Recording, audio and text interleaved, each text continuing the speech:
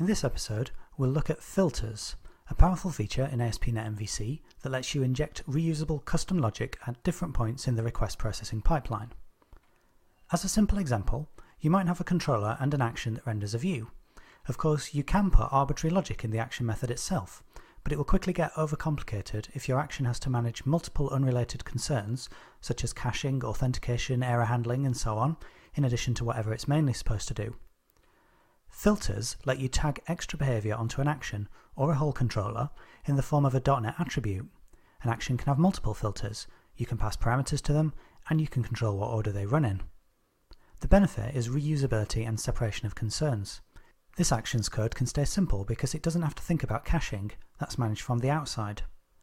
If you're familiar with the term aspect-oriented programming, you'll recognise that this is a form of aspect-oriented programming. It means all your controller's common cross-cutting concerns, such as access control, logging, and so on, can be dealt with by combining filters declaratively. ASP.NET MVC2 has 4 basic types of filters: action filters, result filters, authorization filters, and exception filters. To implement a filter, you need to create a .NET attribute class that inherits from the filter attribute base class, and also implements one or more of the 4 interfaces that correspond to the 4 filter types. The MVC framework ships with ready-made implementations of these interfaces. Action filter attribute is the basis for most filters, and that's both an action and a result filter. Authorize attribute is a ready-made authorization filter that's perfectly sufficient in many cases, and handle error attribute gives you a way of displaying some kind of "whoops, there was a problem" page if a controller or action throws an unhandled exception. I'll explain in more detail how these 4 filter types differ in a few minutes. But first, I want to demonstrate how you can attach filters to actions or controllers and how you can control when they run. Right, to demonstrate the basics of filters, I'm going to start by creating a new controller. I'll call it Simple Controller because it won't do very much. And it just needs to have a single action that renders a view. But before it renders the view, I'll get it to display a little message.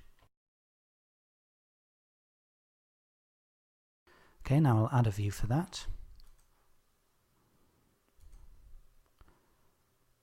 Doesn't need to be a valid page of HTML, it's just going to be a little message. Okay, so now I compile that, and I should be able to run my simple little action in a browser by going to the URL simple/index. And not surprisingly, the action runs first, and then it renders its view. Okay, now I want to inject some custom logic into that pipeline, so I'm going to create my own filter class. Now, because filters are .NET attributes, the normal .NET convention we should follow is that the class name should end with the word attribute. And I'm going to inherit this from the built-in action filter attribute base class. Okay, so now I've created that class, I can apply it to this action if I want to. Display message. But it won't do anything yet until I override one of the methods on action filter attribute. I can inject some logic before the action runs, after the action's run, before the result runs, or after the result has run. I'm going to add some logic before the action runs, and I will just display a little message. Okay, and similarly I'm going to inject some logic after the action has run with another similar message. And now if I compile and run this, we should see the filter is running. Yes, first on action executing, then the action is run, then on action executed, and then the view is run. And I can go further and put some logic before and after the result, before the result and after the result, with similar messages. Compile and reload. And of course these messages are now around the result execution. Frequently I might want to pass parameters to my filters. Well, that's easy because they're just regular .NET attribute classes. I can give them normal constructor parameters or writable properties.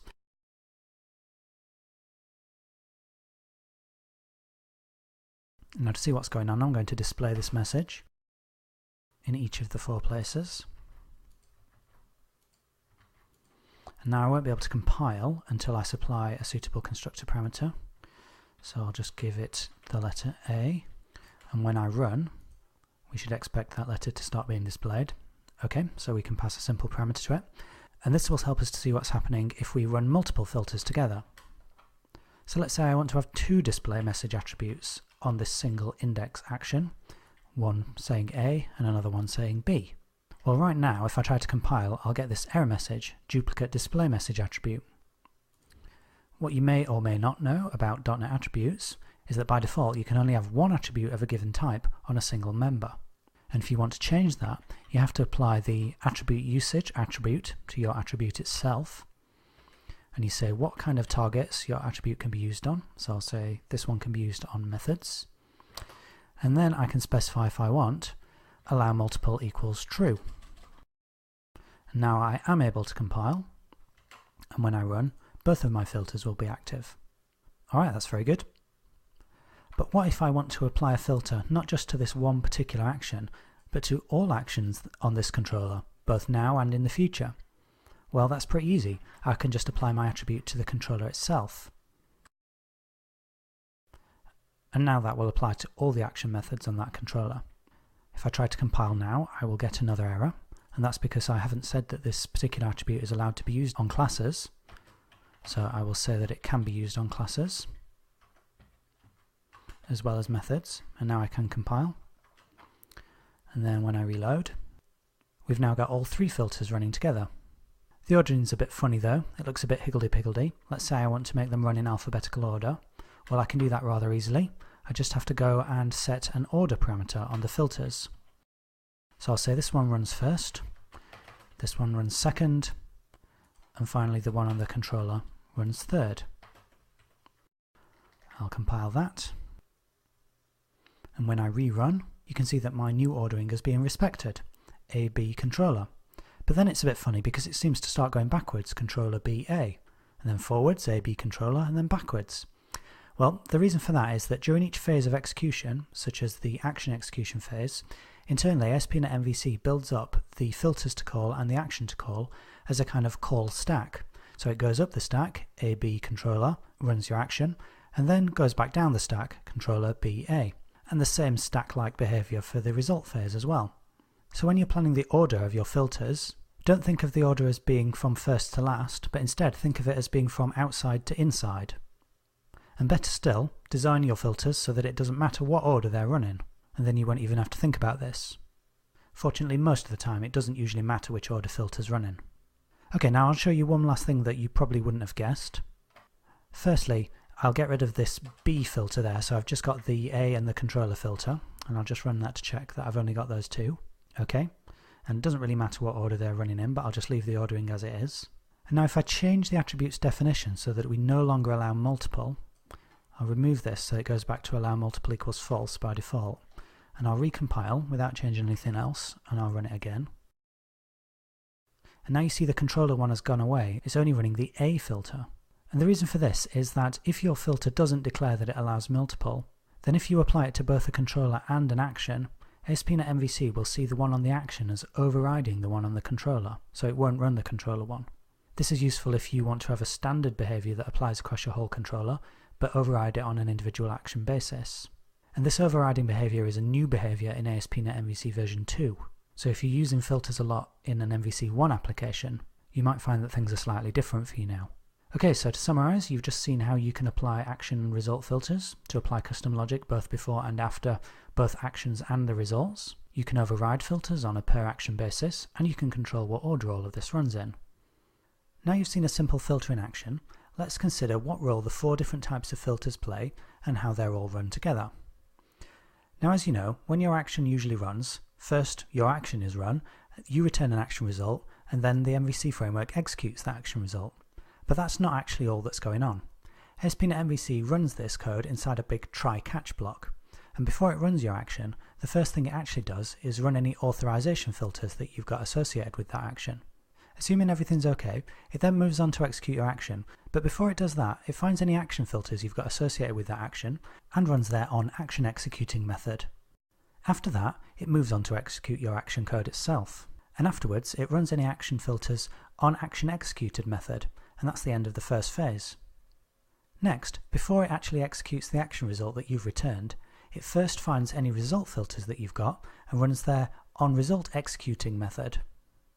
After that, it goes on to actually execute your action result itself, and afterwards it runs the result filters on result executed method, and it's finished. So normally the request is processed in these three main stages: authorization, action, and then result. But if somewhere during this process there's an unhandled exception, the framework will run your exception filters, passing them that exception so they can process it. And that's the way things normally work, but you can actually change that process at runtime. For example, your authorization filter, if it wants, can supply an action result. If it does that, this bypasses the action entirely, and the framework will just run the result set by your authorization filter. This is useful if the filter detects that authorization has failed and it wants to issue a redirection to a login screen. Similarly, an action filter, before the action actually runs, can supply an action result as well, and if it does, that will bypass the action. Also, if you have a result filter, then before the result is actually executed, you can inspect it and choose to cancel that result if you want. And if you have an exception filter that runs, it can supply its own different action result that the MVC framework will execute. For example, your exception filter might want to render a view or issue a redirection. As you can see, authorization filters always run first. You can control what order they run in amongst themselves, but they will always go before other filter types. Next, action filters in whatever order you've defined for them, then result filters in your choice of order, and exception filters run only if there's an unhandled exception. This gives you a lot of flexibility in the way that the request is processed. Hopefully most of the time you won't have to implement your own custom filters very much, because ASP.NET MVC ships with a bunch of useful ones already built in. Over the next few demonstrations I'll show you some of these built-in filters in action. Right, now getting back to this job ads example, you may remember from the models episode that we created a way for site administrators to create new job ad listings. If they go to the URL admin/create, this brings up the form into which they can post a new job ad. What we didn't really think about is how to stop unauthorized users from going to this form and posting their own job ads. We really want to keep this locked down just to the people we choose. Well, we can do that pretty easily. If I go back to the admin controller, I can simply use MVC Framework's built-in authorize attribute.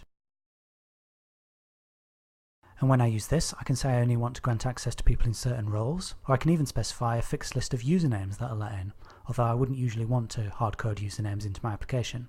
Anyway, in this example, I'm not going to specify any of those things. I'm just going to say that you have to be logged in, so I don't pass any parameters.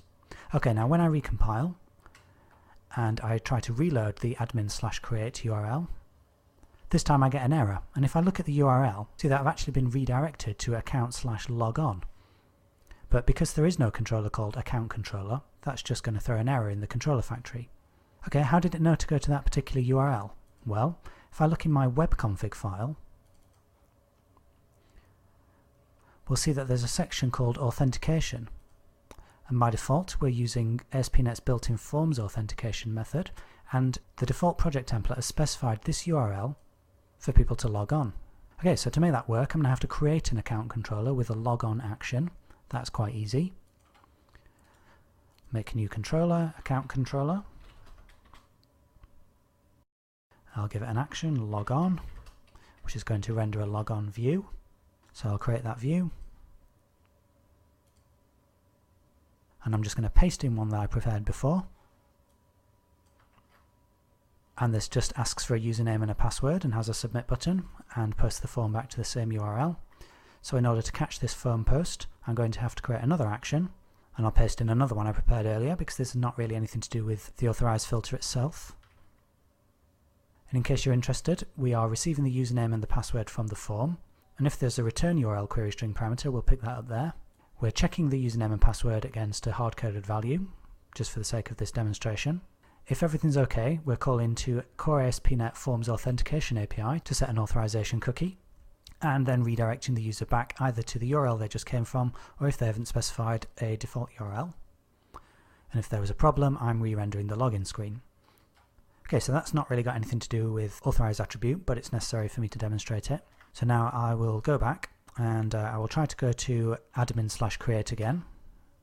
And this time I'm redirected to the login screen, and if I enter some bad data, see that my very simple authentication mechanism is working. And if we look at the URL, we'll see that there is a return URL parameter, and that's something that Forms Authentication puts in for me automatically. And if I enter valid credentials, admin sesame, and submit that, Then I'm redirected back to my return URL, and I've got my authorization cookie now, so the authorization filter lets me through. Okay, so that was pretty easy, and I can now trivially put the authorize attribute on any action or controller throughout my application, and that will force people to log in. Okay, now I'm going to search for jobs with a particular keyword, C#, and this returns C# jobs, of course. Let's imagine that it's very expensive for my server to compute these results, and I want to cache them so that I can reuse them. Well, in order to be able to observe the caching behavior, I'm first going to go to the view that renders that, and I'm going to get it to render a little timestamp at the bottom.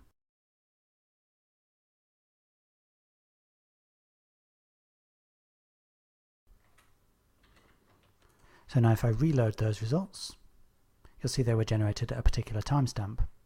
And now instead of generating the results fresh each time, I can go to the action method that produces that data.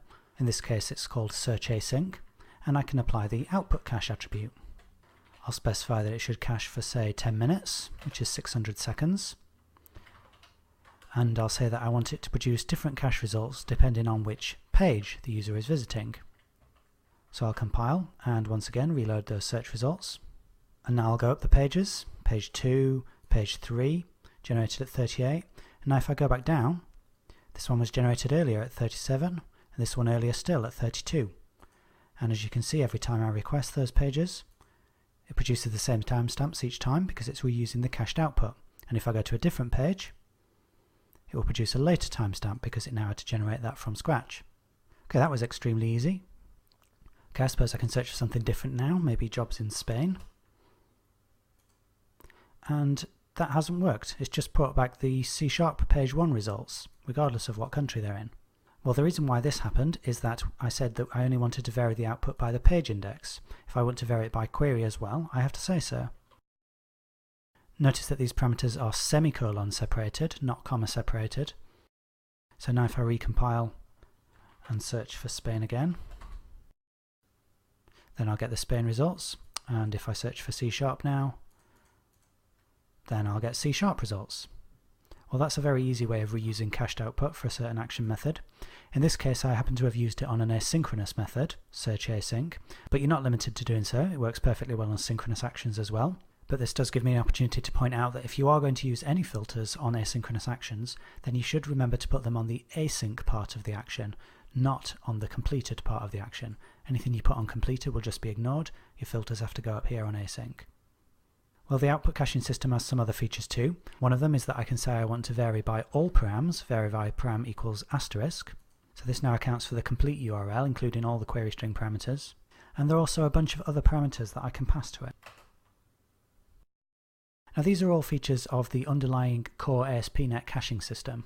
So I'm not going to explain them in detail. They're not really part of ASP.NET MVC. If you want to learn more about these, you can find details in most ASP.NET resources or MSDN. But I will point out a few of them. The location parameter lets me give instructions to the browser and to other caching devices to tell the browser whether it's allowed to cache the content locally and whether proxies or other intermediate content caching devices are allowed to cache this material. I can use SQL dependency to expire the cached content when something in a SQL database changes. That's quite hard to set up. I can say I want to vary by a particular HTTP header, or I want to vary using some custom logic. Okay, well, I should point out that caching is mainly useful in scenarios where you can have a high cache hit ratio, which means that a large percentage of the requests can be served using a relatively small number of cache entries. And our job search feature is probably not a very good example of that because people will use very widely varying query parameters, so the application would need to store a lot of cache entries and wouldn't get very many opportunities to reuse them. A better example for output caching in this application would probably be on the job details page, because there's only a fixed and relatively small number of job ads in total.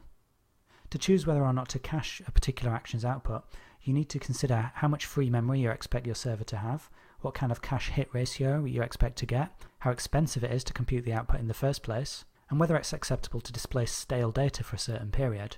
Because if the underlying data changes, output cache won't know about that, and it will just keep serving the same output until the cache entry expires. Let's now look at ASP.NET MVC's only built-in exception filter, handle error attribute. This gives us a way of dealing with unhandled exceptions. So to get started, I am first going to create an unhandled exception so we can see it in action. in my jobs controller's index action, which is the site's homepage, I'm just going to throw an exception.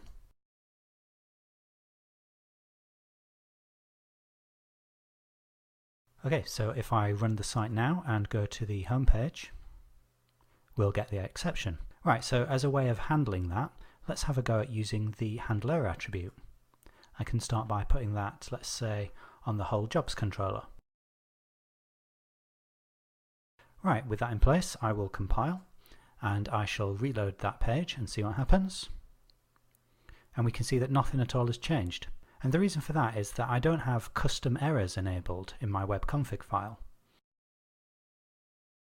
By default, the custom errors section is commented out of the web config file, and if you enable it by moving the positions of these comment markers, it's initially set to remote only mode, which means that the handle error attribute would be applicable if someone browsed to my site from another machine, but when I'm developing against localhost, I still see the yellow screens of death with the stack traces and everything.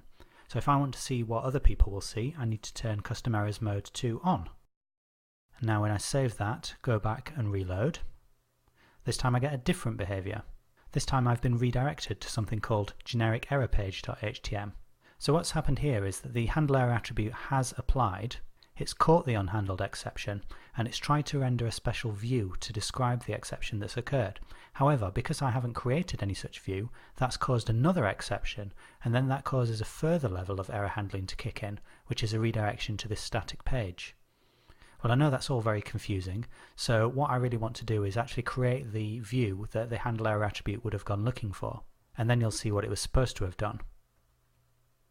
Now by default, when handle error attribute catches an exception, it tries to render a view called error.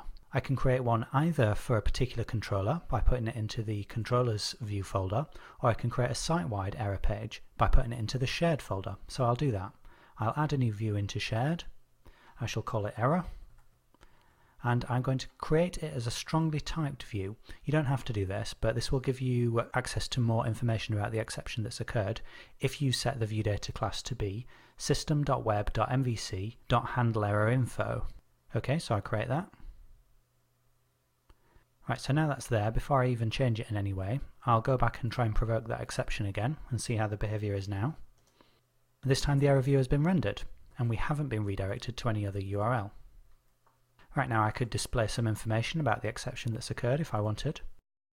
Because the model type is handleErrorInfo, I'm able to find out what exception was thrown. And I can find out which controller it was thrown by. And I can even find which action method was running. And in case it's useful, I could even display a stack trace. I'll just add a few styles to that. And display this stack trace. Oh, and of course I can display the actual exception message. Alright, so with all that in place, I will provoke the exception yet again, just by reloading. So you can see we've got the exception type, controller name, action name, exception message, and stack trace. Right, now that might potentially be useful for a developer, but I don't think you would want to display that kind of information to the general public who are visiting your site. You probably actually want to create a custom exception filter that logs the exception, perhaps to a database or something, and then display a less technical error page to end users. Also, I want to point out that handle error attribute is not the only way of displaying a failure page, and if you are creating a custom exception handler, you don't actually even have to do it as a filter at all. Because ASP.NET MVC is built on the core ASP.NET platform, you can use a traditional ASP.NET error handler. For example, in your global.asax.cs file,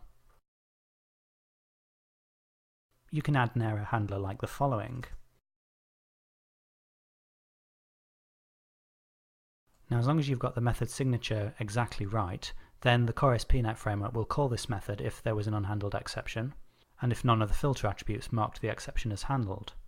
You can get the exception that was thrown using this slightly odd static method.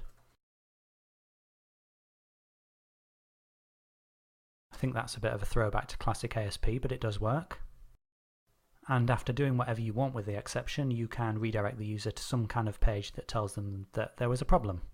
Now, in many ways, it's actually better to use this kind of traditional ASP.NET error handler than it is to use an ASP.NET MVC exception filter.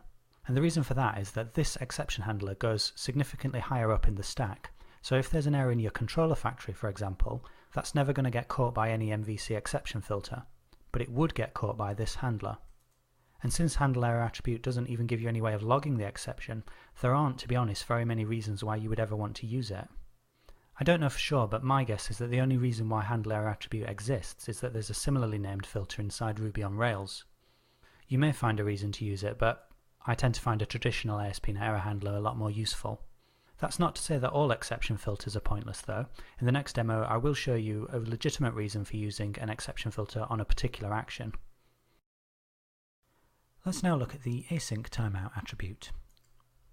You'll remember from the controllers episode that the job searching feature currently works using asynchronous actions.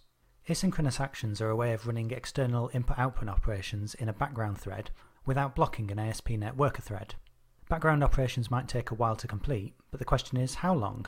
By default, ASP.NET MVC waits for 45 seconds for all your asynchronous operations to complete, and if they haven't all finished, it then throws a timeout exception. You can change 45 seconds to any other timeout value using the async timeout filter. To demonstrate this, I'm going to set an extremely short timeout value of 100 milliseconds. Now I'll perform a query. And as you can see, the request went through okay, so Google must have responded faster than 100 milliseconds that time. If I reload, this time it didn't, we got a timeout exception, and if I try it a few more times, we'll see that sometimes it fails and sometimes it succeeds. So if the operations are completed before the timeout, everything's fine, but if any of them take longer, there's a timeout exception. Now the point of this is to make sure you aren't waiting ages for something that might never complete, and to ensure the end user gets a response within a reasonable period. 45 seconds might be a bit long to have an end user waiting. But if there was a timeout, you probably don't just want to show a generic error page. And this is why it becomes relevant to have a special exception handler for that particular action method. If you use handle error attribute, it will just render the error view, as you've just seen me doing, but I can override that on this particular action with some custom logic. Right now I'm going to create my own custom exception filter attribute. To make an exception filter, you need to inherit a class from the filter attribute base class and implement the iExceptionFilter interface. This just requires you to implement one method. So I can check if it really was a timeout, and if it was, I can log it or implement any other behavior such as a custom response. In this case I'm just going to display a string. And if I want to prevent the controller level error handler from firing, then I need to set filter context .exceptionHandled equals true. And this also prevents any ASP.NET global error handlers in global.asax.cs from firing. Now I can apply that to my action method. And I shall try running my query again. This time it worked again, worked. Oh, but this time I got my custom message. Okay, so that's a sensible reason for using a custom exception filter on a particular action. In terms of dealing with asynchronous operation timeouts, what we could do that probably would be even more useful would be inside the error handler to set some kind of flag to say that Google is being a bit too slow right now, and then just do a redirection back to the same URL. Our action method could pick up that flag and see that it should not bother trying to get a search suggestion this time, and then we know the request would go through successfully. You could use a technique like that to adaptively turn background operations on and off at different times, depending on how fast external services were responding at that time. The end users would never need to know that you were doing that. They would just notice that sometimes it gives them suggestions, but not always. Of course, 100 milliseconds is extremely short. You would normally give at least 2 or 3 seconds for an asynchronous operation to complete. And in fact, if you want, you can turn off the timeout altogether. You can either say timeout.infinite, or equivalently, you can use the noAsync timeout attribute, which means the same thing. The last built-in filter I'm going to show you, require HTTPS, is a way of getting users into HTTPS mode. You'll remember from earlier that we secured the admin/create action, so that if somebody goes to this URL and they're not already logged on, then they'll be redirected to the account/logon action. Now that's fine, but there is a bit of a security issue here, and that's that the user is not using HTTPS mode, and so the username and password is going to be sent over the network in plain text. We can fix that by encrypting the traffic, simply by redirecting the user into HTTPS mode. The easiest way to do that is to go to our account controller, and then to the entire controller I'll apply the require HTTPS filter. So now if I go back and try to reload this account/logon URL, I'll actually get an error message. To understand why I've got an error, take a close look at the URL. You'll see that the user has been redirected into HTTPS mode, and they are correctly on the account/logon URL, but there's no port number in this URL. And if I go back one step, you'll see that because I'm using Visual Studio's built-in web server, I do need to specify a port number. But there is in fact a bigger problem here, and that is that Visual Studio's built-in web server doesn't actually even support HTTPS mode at all.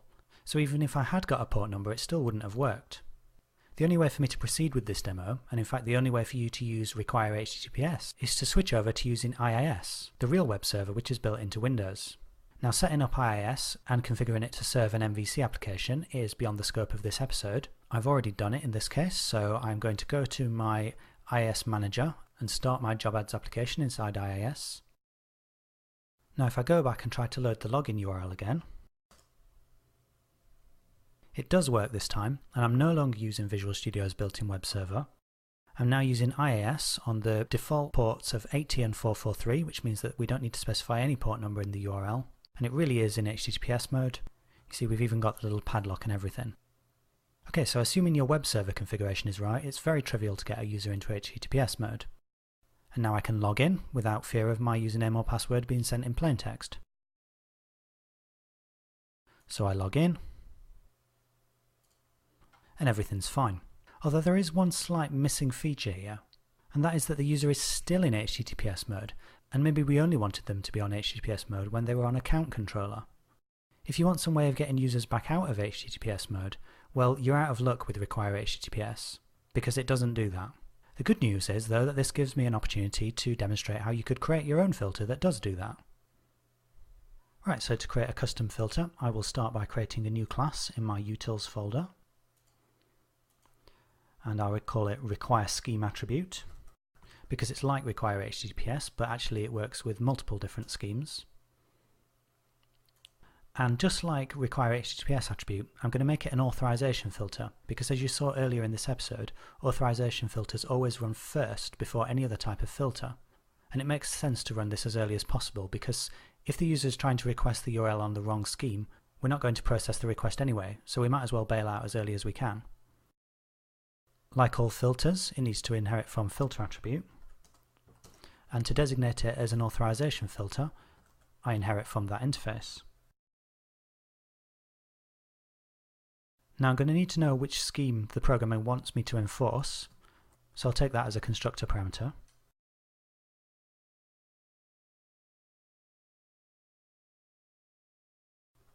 Now I can use the filter context to work out which scheme the request is actually on. And then we'll check whether it's the wrong scheme, and I'll do the comparison case insensitively so that the programmer can specify HTTP in either casing.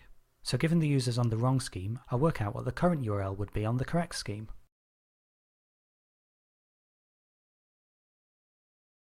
So I'll force them onto the required scheme, but I'll let them keep the same hostname, and the rest of the URL can stay the same as well. And to perform the redirection, I just assign it to the result property. And when you assign any non-null value to filter context.result from an authorization filter, that causes the action method to be skipped entirely, as you saw in the diagram earlier in this episode.